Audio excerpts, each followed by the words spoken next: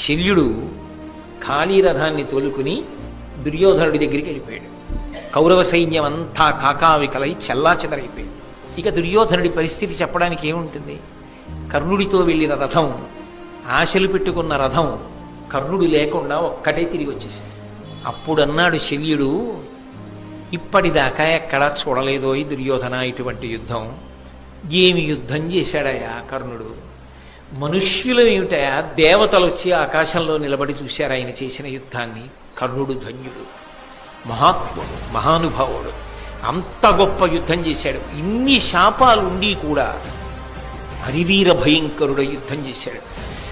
అన్నిటికన్నా గొప్ప విషయం ఏమిటంటే ఆయన చేసిన యుద్ధానికి కృష్ణార్జునులు కూడా తెల్లబోయి తడబడ్డారు. నిజంగా మరి అన్నాడుగా, బతికి ఉండిన సుఖములు పడయవచ్చు అన్నాడు అర్జునుడు. అంత గొప్ప యుద్ధం చేసి అస్తమించాడు.